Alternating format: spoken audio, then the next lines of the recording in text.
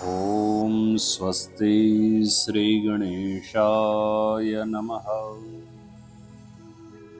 ॐ नमो भगवते वासुदेवाय।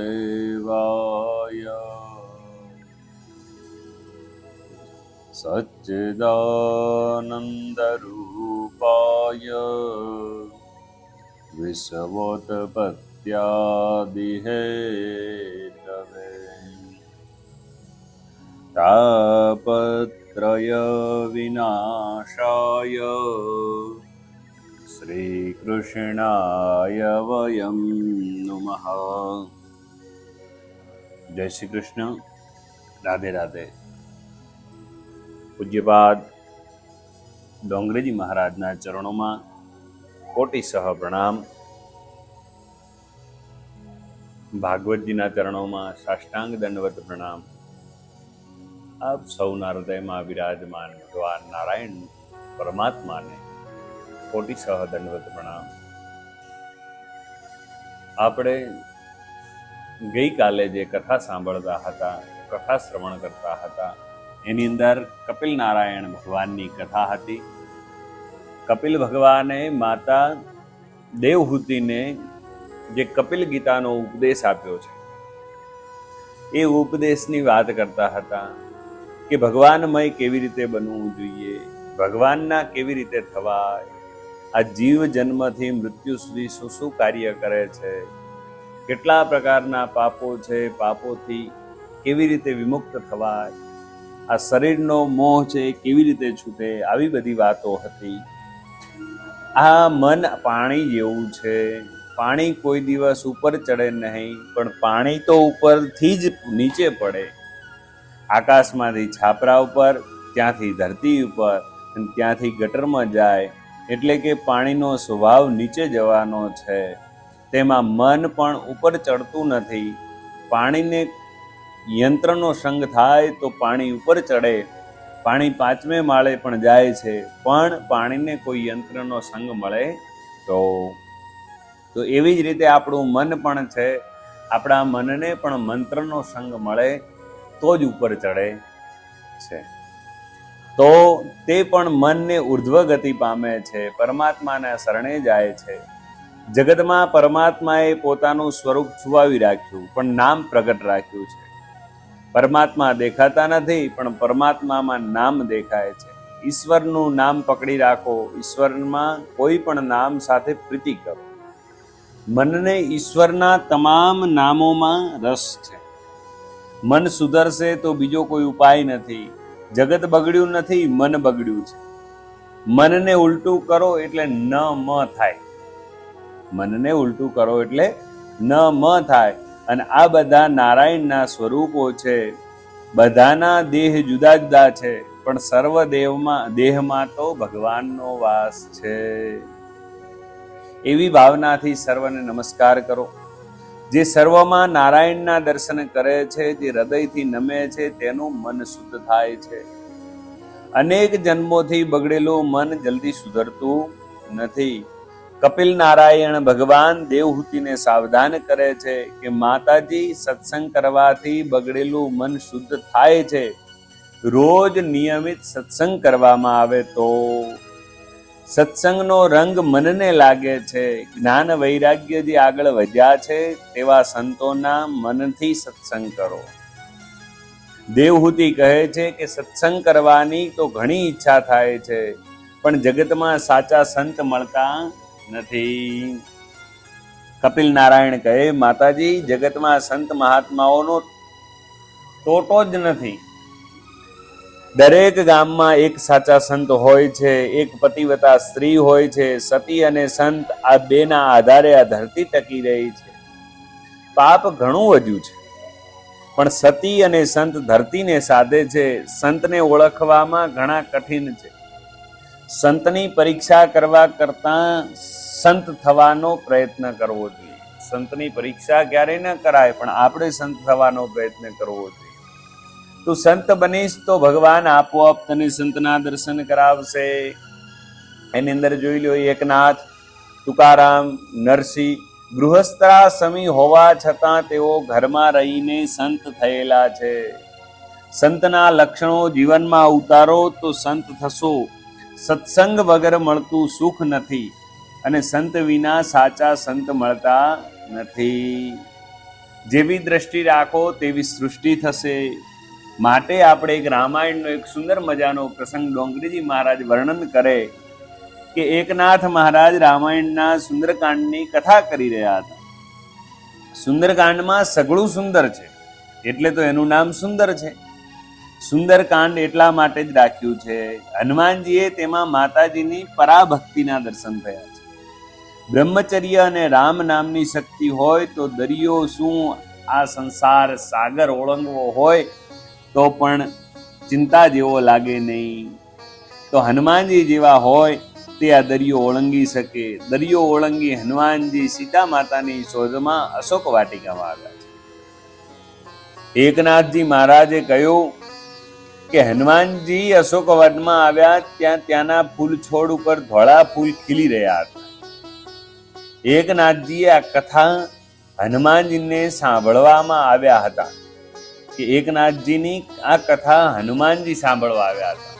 જે સમયની અંદર એકનાથજી કથા કરી રહ્યા છે અને એ સમયની અંદર હનુમાનજી આ કથા સાંભળવા માટે બેઠા છે, તેમણે તરત પ્રગટ થઈ ગયા અને વિરોધ કર્યો કે એકનાથજી કથાની અંદર કહી રહ્યા છે કે જ્યારે હનુમાનજી સમુદ્ર સરોવરને ઉલ્લંઘી પાર કરીને ત્યાં અશોક વનમાં જાય છે તો એમણે સુંદર મજાના સફેદ પુષ્પો જોયા છે.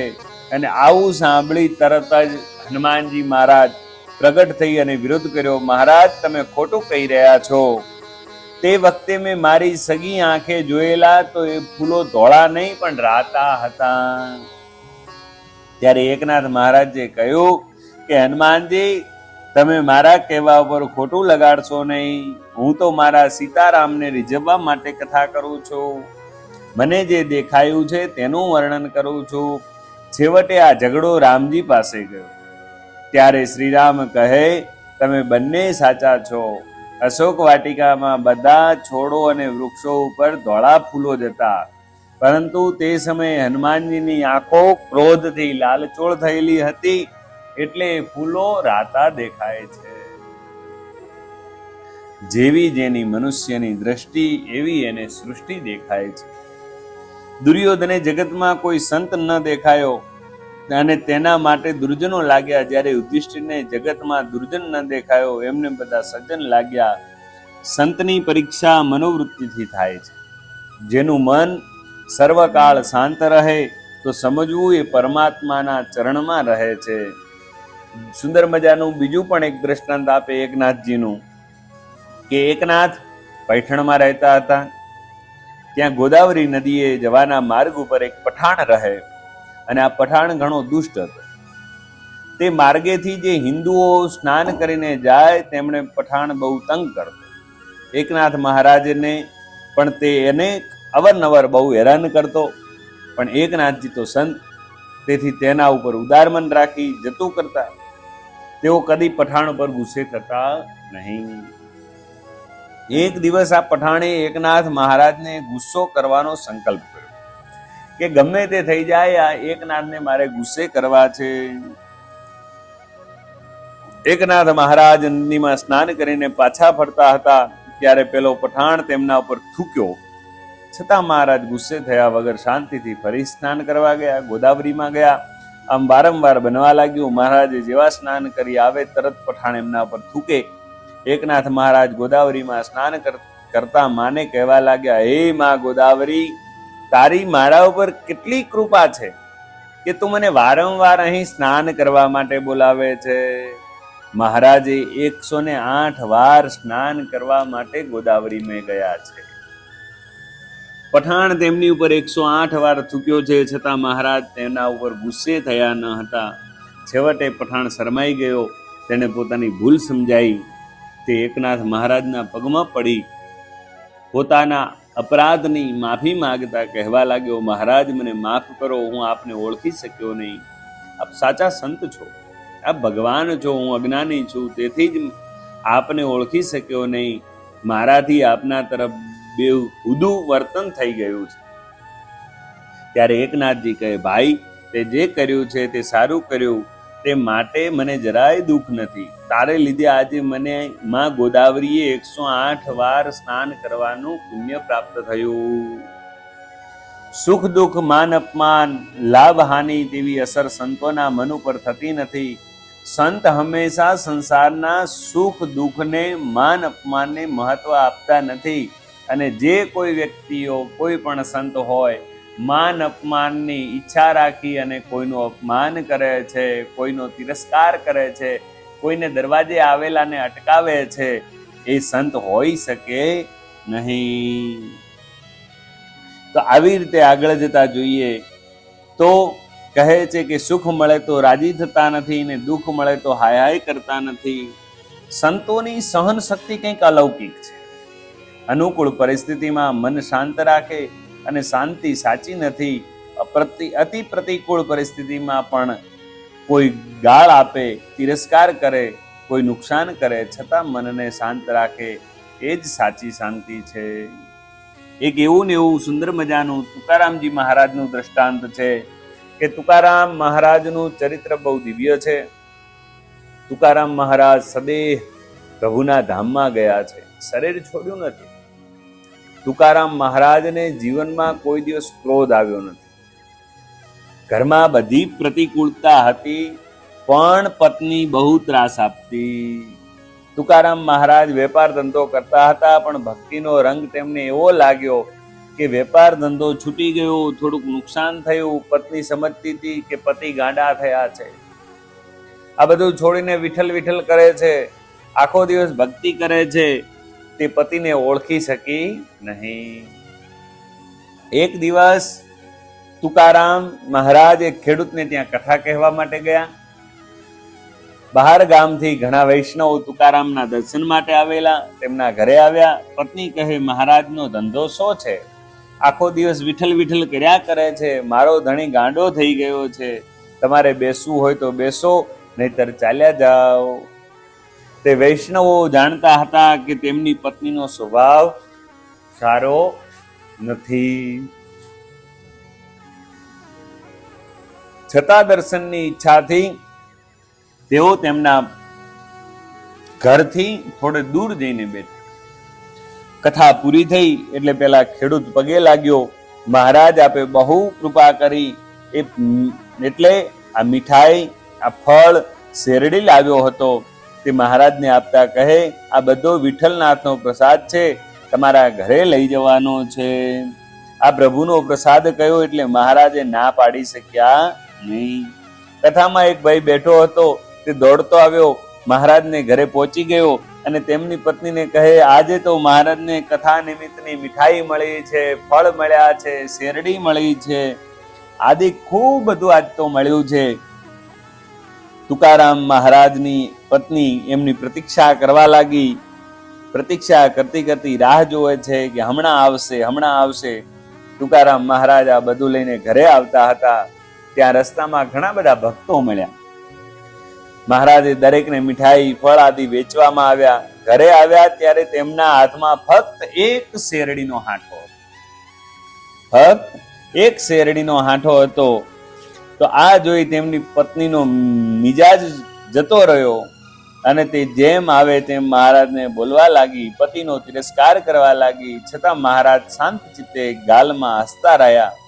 તેમના મન ઉપર જરાય અસર થઈ નહીં. તે તો મનથી ભગવાનના ચરણમાં હતા. આ તો મારા ઠાકોરની લીલા છે, ભગવાન કદાચ મારી પરીક્ષા કરતા હશે. આ તુકારામની ભક્તિ સાચી કે ખોટી? પત્નીનો ક્રોધ વધતો ગયો, પણ તુકારામ એમની ઉપર કોઈ અસર થઈ નહીં. અંતે ગતવા પત્ની વિવેક ગુમાવી બેઠી અને મહારાજના હાથમાં જે શેરડીનો સાંઠો હતો એ આંચકી લીધો અને તેમણે મારવા લાગી અને શેરડીના સાંઠો જોરદાર માર્યો તો એના 2 ટુકડા થઈ ગયા. મહારાજે સ્મિત હાસ્ય કરતા કહ્યું, મારા મનની વાત તું તો એકલી જ જાણે છે. મારે શેરડીના 2 ટુકડા જ કરવા હતા. હવે એક તું લે અને બીજો હું ખાઉં. હે, તે દિવસે તેમની પત્નીને ખાતરી થઈ ગઈ કે મારા પતિ પાગલ નથી પણ મહાન સંત છે. મેં તેમનો અનેક વાર તિરસ્કાર કર્યો છે, છતાં તેમણે ક્રોધ આવતો નથી. એ મન શાંત રાખે છે, મારા ઉપર પ્રેમ રાખે છે, મારા માટે સારું બોલે છે. પત્નીએ પતિના ચરણમાં માથું નમાવીને કહ્યું, મારી ભૂલ થઈ ગઈ, મને માફ કરો. હું આ અભાગણી આપને ઓળખી શકી નહીં. આપ મહાન છો. મહારાજે કહ્યું, ના, એવું કંઈ નથી, આ તો મારા પ્રભુની લીલા છે. સંતો અજાત શત્રુ હોય છે. સંતો એવું જાણે છે કે જગતમાં મારો કોઈ શત્રુ નથી, મારું કોઈએ બગાડ્યું નથી, તેમનામાં ખૂબ દયા છે. સંતો નિત્ય આનંદમય પરમાત્મા સાથે પ્રેમ કરે છે. સંતોની સહન શક્તિ અલૌકિક છે. તમારા જીવનમાં માન અપમાન સુખ દુઃખનો કોઈ પ્રસંગ આવે ત્યારે હૈયું બાળશો નહીં, પણ મનને શાંત રાખજો. સંસારમાં જીવ દુઃખ ભોગવવા માટે જ આવ્યો છે. અરે, સંતોના જીવનમાં તો કેટલા દુઃખો આવ્યા છે. જીવનમાં થોડું દુઃખ આવે તો તેમાં શું ખોટ છે? સંતો સમજીને સંસારનું સુખનો મનથી ત્યાગ કરે છે.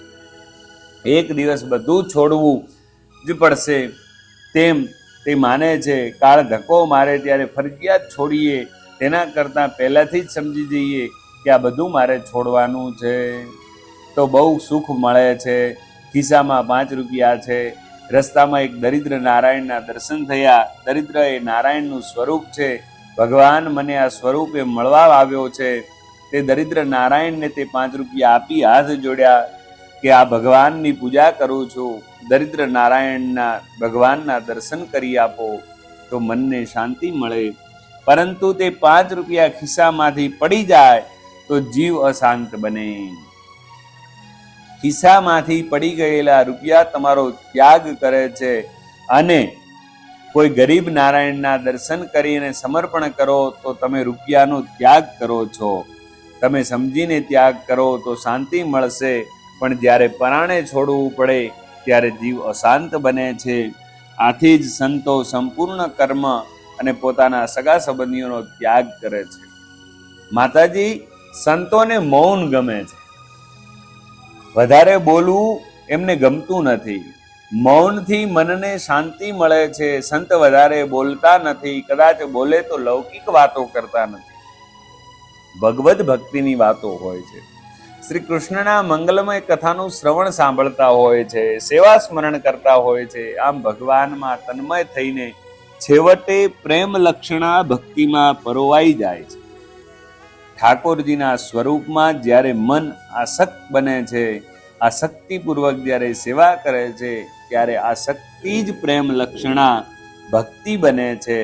અને આ પ્રેમ લક્ષણા ભક્તિ વાસનાનો વિનાશ કરે. વાસના એ જ મોટું દુઃખ છે. જેની વાસનાનો વિનાશ થાય તેને જ આનંદ પ્રાપ્ત થાય. માતાજી, સાધારણ જ્ઞાનથી સાધારણ ભક્તિની વાસનાનો વિનાશ થતો નથી. તીવ્ર ભક્તિથી ધીરે ધીરે વાસનાનો વિનાશ થાય છે. તીવ્ર ભક્તિ એટલે સતત ભક્તિ. વ્યવહારનું કોઈ પણ કામ કરો ત્યારે ભગવાનને સાથે રાખો. માતાજી, આપ સતત ભક્તિ કરવાની ટેવ પાડો. સંતો પરમાત્મા સાથે પરણે છે.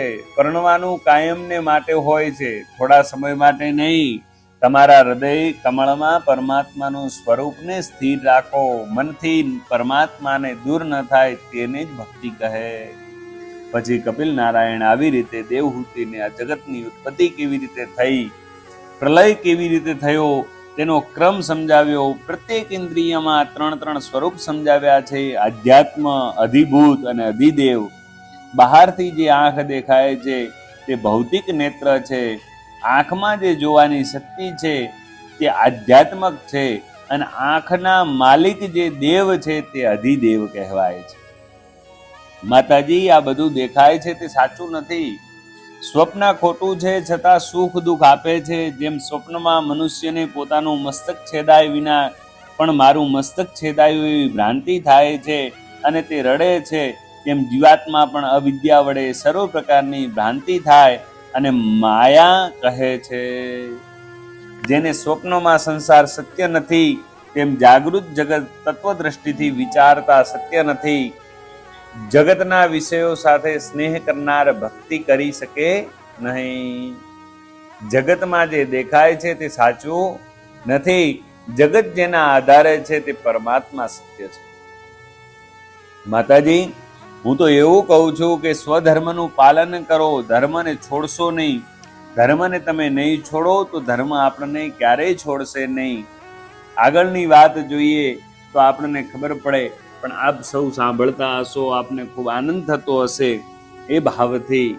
અને ખાસ કરીને વારંવાર કહેવાની ઈચ્છા થાય કે આપ પણ સબસ્ક્રાઈબ કરજો અને બીજાને પણ મોકલજો, જેને લઈ અને આ જે જ્ઞાન વહી રહ્યું છે, આ જે જ્ઞાનરૂપી અમૃત છે, એ આપના કાનોને પવિત્ર કરી અને બીજાઓના કાન સુધી પહોંચે એવા ભાવથી આગળ હજુ કપિલ નારાયણની થોડી વાતો છે અને અહીંયા તૃતીય સ્કંદની પૂર્ણાહુતિ આવતીકાલે થશે એ ભાવથી આવો આજનું સત્ર ભગવાન શ્રી કૃષ્ણના ચરણોમાં સમર્પિત કરીએ. જય શ્રી કૃષ્ણ. રાધે રાધે.